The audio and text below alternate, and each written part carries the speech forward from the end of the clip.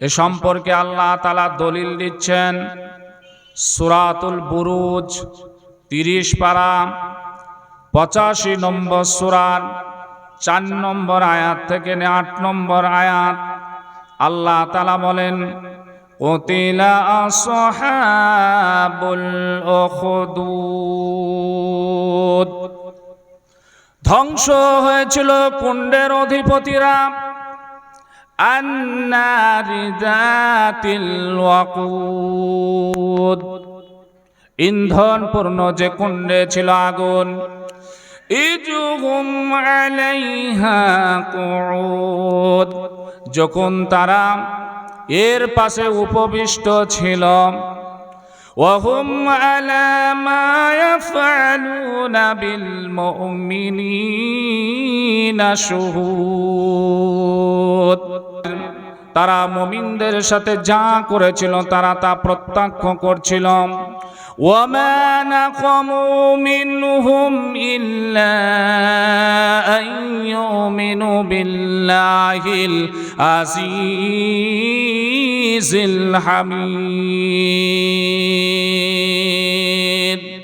আল্লাহ তাআলা বলেন, তারা তাদেরকে নির্যাতন করেছিল শুধু এই অপরাধের কারণে তারা সেই মহিমাময় প্রশংসা ভাজন আল্লাহর প্রতি ঈমান এনেছিল।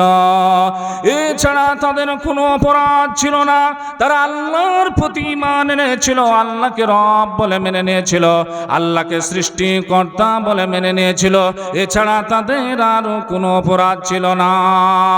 হাদিসের মধ্যে এসেছে, ইমাম আহমদ রাহমাতুল্লাহ আলাইহি সুয়াইব রাদিয়াল্লাহু তাআলা আনহু হতে বর্ণনা করেন যে বিশ্ব নবী মুহাম্মদুর রাসূলুল্লাহ সাল্লাল্লাহু আলাইহি ওয়াসাল্লাম বলেছেন, পূর্বকালে এক বাদশা ছিল, বাদশার দরবারে ছিল এক জাদুকর। জাদুকর বৃদ্ধ হয়ে গেলে বাদশাকে বলে, বাদশা এখন আমি বৃদ্ধ হয়ে পড়েছি এবং আমার মৃত্যুর সময় ঘনিয়ে এসেছি, সুতরাং আমাকে এমন একটা ছেলে দিন যাকে ভালোভাবে জাদুবিদ্যা শিক্ষা দিতে পারি। বাদশা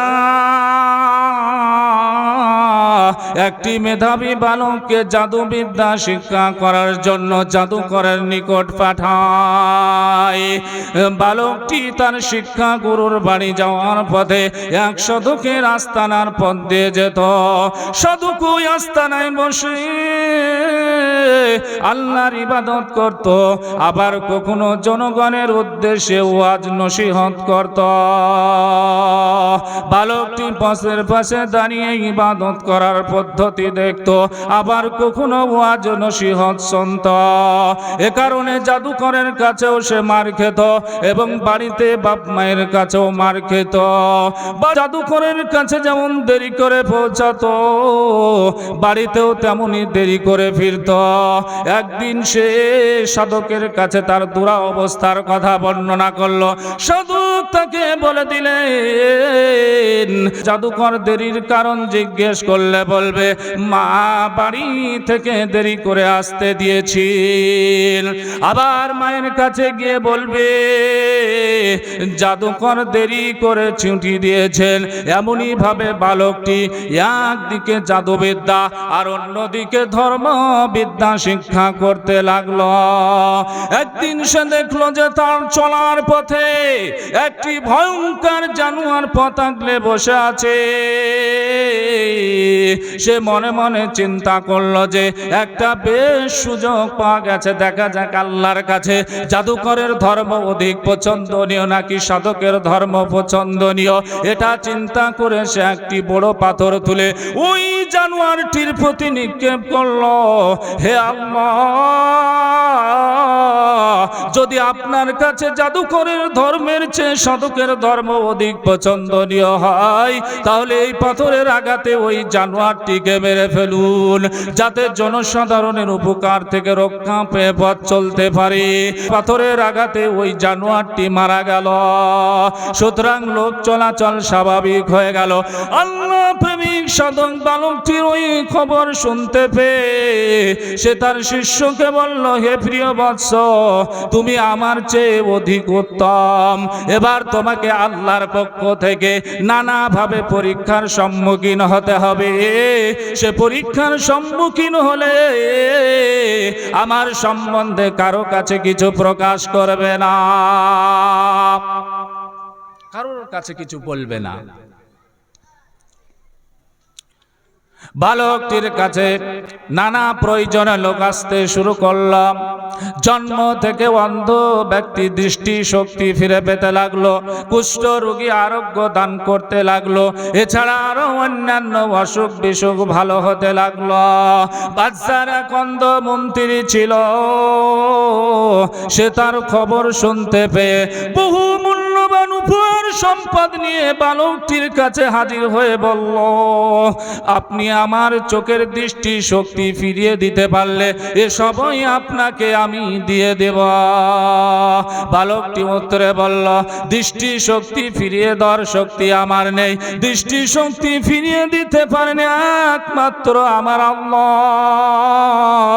যদি আপনি আল্লাহর প্রতি ঈমান আনেন তাহলে আমি আপনার জন্য আল্লাহর নিকট ক্ষমা প্রার্থনা করতে পারি। যদি আল্লাহকে আপনি আইনদাতা বলে মেনে নেন, যদি আল্লাহকে আপনি বিধানদাতা বলে মেনে নেন, যদি আপনি আল্লাহকে আইনদাতা বলে মেনে নেন, যদি আল্লাহকে আপনি রিজিক দাতা হিসাবে মেনে নেন, যদি আল্লাহকে আপনি রক্ষণাবেক্ষণকারী হিসাবে মেনে নেন, যদি আল্লাহকে আপনি রব হিসাবে মেনে নেন, যদি আল্লাহকে আপনি বিধানদাতা হিসাবে মেনে নেন, যদি আল্লাহকে আপনি রিজিক দাতা হিসাবে মেনে নেন, যে আল্লাহ সূর্যের রব, যে আল্লাহ পশ্চিমের রব, যে আল্লাহ তারকের রব, যে আল্লাহ আকাশ জমিনের রব, যে আল্লাহ অগণিত মাখলুকাত সৃষ্টি করেছেন তার রব, যে আল্লাহ পাহাড়ের রব, যে আল্লাহ পর্বতের রব, গাছপালা পশু পাখি জীবজন্তুর রব, সেই মহান রবের প্রতি যদি আপনি ঈমান আনেন তাহলে আমি আপনার জন্য মহান আল্লাহর নিকট ক্ষমা প্রার্থনা করতে পারি। বাদশার অন্ধ মন্ত্রী অঙ্গীকার করলে বালকটি আল্লাহর দরবারে দুই হাত তুলে প্রার্থনা শুরু করেন, আল্লাহ, এই অন্ধ মন্ত্রী আল্লাহ তোমার প্রতি ঈমান এনেছে, আল্লাহ তুমি তার চক্ষুকে ফিরিয়ে দাও। প্রার্থনার সাথে সাথে ওই অন্ধ মন্ত্রী তার দৃষ্টি শক্তি ফিরিয়ে ফেলেন। দৃষ্টি শক্তি যখন ফিরিয়ে ফেলেন তখন সে বাদশার দরবারে গিয়ে যথারীতি কাজ করতে শুরু করলেন। বাদশা তার চক্ষু ভালো হয়ে গেছে দেখে অবাক হয়ে জিজ্ঞেস করলেন, আপনার দৃষ্টি শক্তি কে দিল? অন্ধ মন্ত্রী উত্তরে বললেন, আমার প্রভু। বাদশা বলল, হ্যাঁ, অর্থাৎ আমি দিয়েছি। অন্ধ মন্ত্রী জবাবে বললেন, না না, আপনি নন, আমার প্রভু, আপনার প্রভু যিনি মহান আল্লাহ তিনি আমার চোখের দৃষ্টি ফিরিয়ে দিয়েছেন। জোরে বলি সুবহানাল্লাহ। বাদশা ওই অন্ধ মন্ত্রীর কথা শুনে বলল, ছাড়াও আপনার কোন প্রভু আছেন কি? বাদশা যখন এই কথা বলল তখন ওই অন্ধ মন্ত্রী বলল, বাদশা, হ্যাঁ, অবশ্যই আছে, যিনি আমার প্রভু, আপনার প্রভু, সারা জাহানের স্রষ্টা রব মহান আল্লাহ, তিনি আমার দৃষ্টি শক্তি ফিরিয়ে দিয়েছেন। বাদশা তখন করল কি, ওই অন্ধ মন্ত্রীকে নানা প্রকার উৎপীড়ন শাস্তি দিতে শুরু করলো এবং তাকে জিজ্ঞেস করলো, আপনার দৃষ্টি শক্তি কে দিয়েছে? অন্ধ মন্ত্রী ওই বালকটি বালকটির নাম বলে ফেলেন। অতঃপর তিনি জানালেন যে তিনি তার কাছে ইসলাম ধর্ম গ্রহণ করেছেন। বাদশাহ তখন ওই বালকটিকে ডেকে পাঠিয়ে বলল, আমি তো দেখছি তুমি জাদুবিদ্যায় পারদর্শিতা অর্জন করেছো, তুমি তো দেখছি জাদুবিদ্যায় পারদর্শিতা অর্জন করেছো, তুমি তো কুষ্ঠ রোগীকে আরোগ্য দান করছো, তুমি তো জন্ম থেকে অন্ধ ব্যক্তিকে দৃষ্টি শক্তি ফিরিয়ে দিচ্ছ, এছাড়া আরো অন্যান্য অসুখ বিসুখ ভালো করে দিচ্ছ। তখন ওই বালকটি বলল, বাদশাহ এটা ভুল কথা, আমি জাদুবিদ্যাও করতে পারি না, আমি কাউকে দৃষ্টি শক্তি ফিরিয়ে দিতে পারি না। দৃষ্টি শক্তি ফিরিয়ে দেন একমাত্র আমার আল্লাহ, যে মহান আল্লাহ সারা জাহানের রব, সেই আল্লাহ তিনি ফিরিয়ে দিতে পারেন। বাদশাহ ওই বালকটির কথা শুনে বলল, এসবই আমি করে থাকি। তখন ওই বালকটি বলল, না না, এটা কখনোই সম্ভব নয়, এটা করে থাকেন আমার রব, আপনার রব, সারা জাহানের রব, যিনি মহান আল্লাহ। বাদশাহ তখন তার কথা শুনে বলল, তাহলে আমি ছাড়াও তুমি কি অন্য কাউকে প্রভু বলে স্বীকার করো? বালকটি উত্তরে বলল, বাদশাহ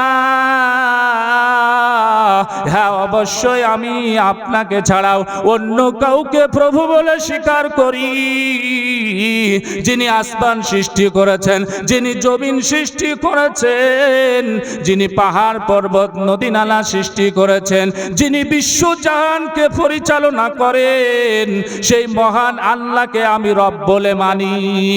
বাদশাহ তখন ওই বালকটিকে নানা প্রকার উৎপীড়ন শাস্তি দিতে শুরু করলো। বাদশাহ তখন ওই বালকটিকে অত্যাচার নির্যাতন শুরু করলো, তার প্রতি অন্যায় অবিচার শুরু করে দিল। তখন বালকটি অতিষ্ঠ শেষ পর্যন্ত ওই সাধকের নাম বলে দিলেন। বাদশার সামনে সাধককে হাজির করা হলে বাদশাহ তাকে তার প্রদর্শিত ধর্ম বিশ্বাস পরিত্যাগ করতে বলল। ওই সাধক অস্বীকার করলেন। তখন বাদশাহ তাকে করার দ্বারা ফেরে দুটুকরো করে দিলেন। অতঃপর বাদশার মন্ত্রী ছিল অন্ধ, ওই মন্ত্রীকে ধর্ম ত্যাগ না করার কারণে তাকেও ফেরে দুটুকরো করে দিল। এরপর বাদশাহ বালকটিকে বলল, তুমি সাধকের প্রদর্শিত ধর্ম বিশ্বাস পরিত্যাগ করো। সাধক এরপর বাদশাহ বলল বালকটিকে, তুমি সাধকের প্রদর্শিত ধর্ম বিশ্বাস পরিত্যাগ করো। বালকটি অস্বীকৃতি জানালো। তখন বাদশাহ তার অন্য কয়েকজন সৈন্যকে ডেকে বলল, তোমরা এই বালকটিকে অমুক পাহাড়ের চূড়ার ওপর নিয়ে যাও এবং তাকে সাধকের প্রদর্শিত ধর্ম বিশ্বাস পরিত্যাগ করতে বলো। যদি সে মেনে নেয় তাহলে ভালো কথা, অন্যথায় তাকে ওই পর্বত চূড়া হতে গড়ে নিচে ফেলে দাও। বাদশার নির্দেশ মতো তার সৈন্যরা তাকে পর্বত চূড়ার ওপর নিয়ে গেল এবং তাকে ধর্ম ত্যাগ করতে বলল। বালকটি অস্বীকার করল। তখন তারা ওই পর্বত চূড়া হতে তাকে গড়িয়ে ফেলে দিতে উদ্যত হলো। বালকটি আল্লাহর দরবারে দুই হাত খানা উত্তোলন করে বলে, আল্লাহ, আমি খুব বিপদে পড়েছি, আপনার কাছে সাহায্য চাইছি, এই জালিম বাদশার সৈন্যদের হাত থেকে আপনি আমাকে রক্ষা করুন। মহান আল্লাহ তাআলা তার প্রার্থনা কবুল করে নিলেন। প্রার্থনার সাথে সাথে ওই পাহাড় ভীষণ কেঁপে উঠল। আল্লাহ তাআলা ওই বালকটিকে তাদের হাত থেকে রক্ষা করলেন। জোরে বলি সুবহানাল্লাহ। তার সৈন্যরা গড়ে নিচে পড়ে গেল। বাদশার দরবারে আনন্দ চিত্রে ওই বালকটি হাজির হলো। বাদশাহ দেখে তাকে অবাক হয়ে জিজ্ঞেস করলো, আর সৈন্যরা কোথায়? তোমার ব্যাপার কি? তুমি এখানে এসেছো, আমার সৈন্যরা কোথায়? বালকটি বাদশাকে বলল, বাদশাহ, যাদেরকে পাঠিয়েছিলেন আমাকে হত্যা করার জন্য, যাদেরকে পাঠিয়েছিলেন আমাকে কষ্ট দেওয়ার জন্য, মহান আল্লাহ তাআলা তিনি তাদেরকে সমূলে ধ্বংস করে দিয়েছেন। আর মহান রব আমার প্রার্থনা কবুল করে আল্লাহ আমাকে তাদের হাত থেকে রক্ষা করেছেন। জোরে বলি সুবহানাল্লাহ। ওই বাদশা তখন তার অন্য কয়েকজন সৈন্যকে ডেকে পাঠিয়ে বলল, তোমরা এই বালকটিকে নৌকায় বসিয়ে সমুদ্রে নিয়ে যাও, যদি পূর্ব ধর্মে ফিরে না আসে তাহলে তোমরা তাকে সমুদ্রে গর্ভে নিক্ষেপ করে এসো। বাদশার নির্দেশ মতো তার সৈন্যরা তাকে সমুদ্রে গর্ভে ফেলে দিতে উদ্যত হলো। বালকটি আল্লাহর দরবারে হাত তুলে একই প্রার্থনা শুরু করলেন, আল্লাহ, এই জালিম বাদশার সৈন্যদের হাত থেকে আপনি আমাকে রক্ষা করুন।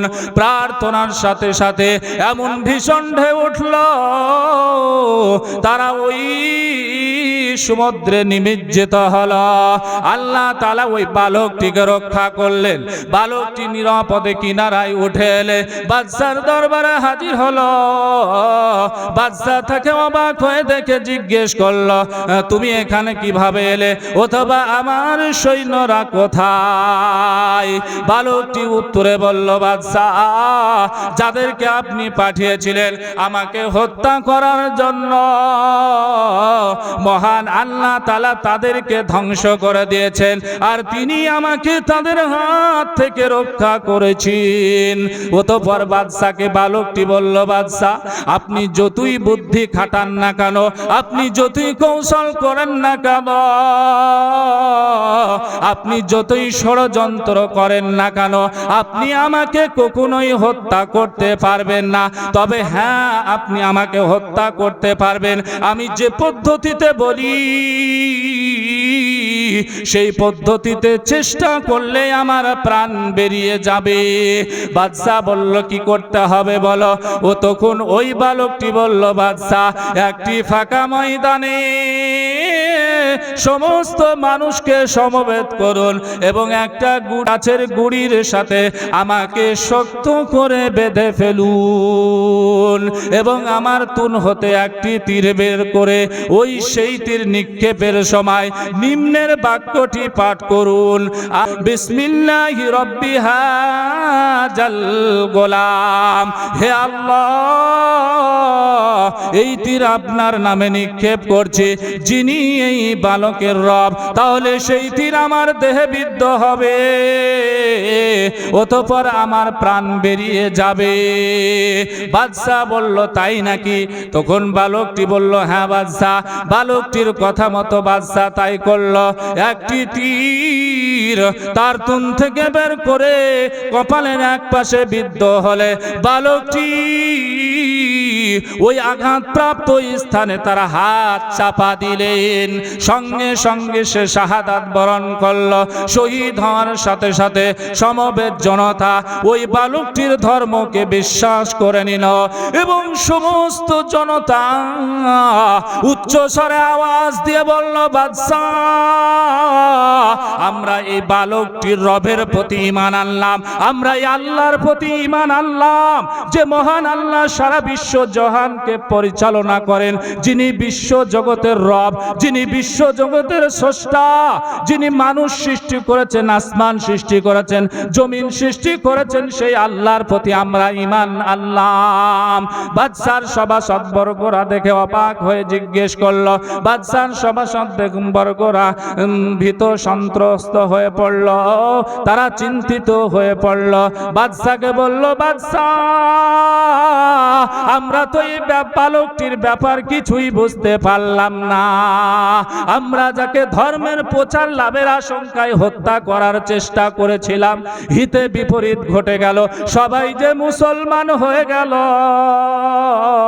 বাদশা তখন তার সৈন্য সামন্তদেরকে ডেকে বলল, প্রতিটি রাস্তার মুড়ে মুড়ে গর্ত খনন করো এবং সেখানে জ্বালানি কাঠ সংগ্রহ করো এবং তাতে আগুন ধরিয়ে দাও। যদি যদি এরা পূর্ব ধর্মে ফিরে না আসে তাহলে তাদেরকে সেই অগ্নিকুণ্ডে নিক্ষেপ করা।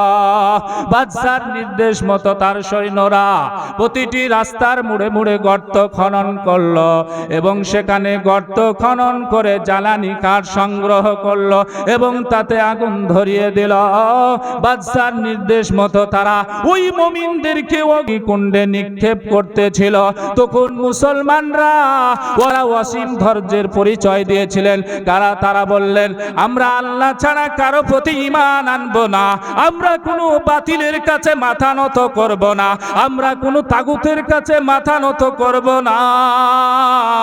ওই বাদশার আইন তৈরি করা আইন আমরা মানব না, ওই বাদশার কাছে মাথা নত করব না। তাই তারা অসীম ধৈর্যের পরিচয় দিয়ে ওই আগুনে আল্লাহর নাম নিয়ে ঝাঁপিয়ে পড়লেন। জোরে বলি সুবহানাল্লাহ। ও মুসলমান যুবক, তোমরা আজকে মোবাইল পেয়েছো, বাড়িতে বসে রাতকে রাত সারা দিন তোমরা অশ্লীল ভিডিও দেখতে ব্যস্ত, কিন্তু তোমার মতো এই যুবকরা ইসলাম আনার জন্য বাতিলদের কাছে অনেক অত্যাচার নির্যাতন সহ্য করেছে, কিন্তু তারা বাতিলের কাছে মাথা নত করেনি। তারা এক আল্লাহর প্রতি ঈমান এনে মহান আল্লাহকে রব বলে মেনে নিয়ে আল্লাহর প্রতি ঈমান এনে আল্লাহর দিকে তাকিয়ে তারা সেই আগুনের দিকে ঝাঁপিয়ে পড়েছিলেন। ওই সময় তারা অসীম ধৈর্যের পরিচয় দিয়েছিলেন। একজন মহিলা ওই আগুনের দিকে দৌড়াচ্ছিলেন, তার কোলে একজন বাচ্চা ছেলে ছিল। ওই মহিলা যখন আগুনের দিকে দৌড়াচ্ছিলেন, ওই আগুন দেখে পিছনের দিকে তাকান, তখন ওই মহিলার বাচ্চা যে ছিল তার জবান খুলে গেল। ওই বাচ্চা ডাক দিয়ে বলল, মা, আপনি তো সঠিক ধর্মের ওপর আছেন, আপনি তো ইসলাম ধর্মের ওপর আছেন, আপনি তো আল্লাহর প্রেরিত মনোনীত ধর্ম ইসলামের ওপর আছেন, আপনি তো সঠিক রাস্তার ওপর আছেন, আপনি কেন পিছনের দিকে দৌড়াচ্ছেন? তখন ওই মহিলা আল্লাহর নাম নিয়ে অসীম ধৈর্যের পরিচয় দিয়ে ওই আগুনের দিকে ঝাঁপিয়ে পড়লেন। ও মুসলমান, সারা জীবন এইভাবে জালিম বাদশারা মুসলমানদের ওপর অত্যাচার করেছে, নির্যাতন করেছে, অন্যায় করেছে, অবিচার করেছে, কিন্তু তারা একনিষ্ঠভাবে আল্লাহর প্রতি ঈমান এনেছিলেন। আল্লাহ ছাড়া কাউকে রব বলে মানেননি, তারা বাতিলের কাছে মাথা নত করেননি, তারা তাগুতের কাছে মাথা নত করেননি। এইভাবে ইসলাম এসেছে, আর আমরা ঘরে বসে ইসলাম পেয়েছি, আর নাম রেখেছি জন্মসূত্রে আতর আলী, গায়ের গন্ধে ভূত পালায়। ও জীবনে এক ওয়াক্ত নামাজ পড়ে না, ও জীবনে মসজিদ কোন জায়গা সেটা চিনে না, আর নাম রেখেছি নুরুল ইসলাম, আকবর আলী, আতর আলী, এদিকে গায়ের গন্ধে ভূত পালায়। তারা অসীম ধৈর্যের পরিচয় দিয়েছিলেন। আল্লাহ বললেন, অসীম ধৈর্যের পরিচয় দিলে তোমাদের জন্য কি পুরস্কার রয়েছে তা কি তোমরা জানো? আল্লাহ তাআলা এ সম্পর্কে দলিল দিচ্ছেন সূরাতুল ফুসসিলাত 24 পারা 41 নম্বর সূরার 30, 31, 32 নম্বর আয়াত। আল্লাহ তাআলা বলেন, ইন্নাল্লাযীনা ক্বালু রাব্বুনাল্লাহু সুম্মা ইসতাকামু তাতানাজ্জালু আলাইহিমুল মালাঈকা আল্লা তাখাফু ওয়া লা তাহজানু ওয়া আবশিরু বিল জান্নাতিল্লাতী কুনতুম তুআদুন। আল্লাহ তাআলা বলেন, যারা বলে রব আমাদের আল্লাহ, অতঃপর অবিচল থাকে, ফেরেশতা তাদের নিকট অবতীর্ণ হয় এবং বলে, তোমরা ভীত হয়ো না, তোমরা চিন্তিত হয়ো না, তোমাদেরকে যে জান্নাতের সুসংবাদ দেওয়া হয়েছিল তার জন্য আনন্দিত হও।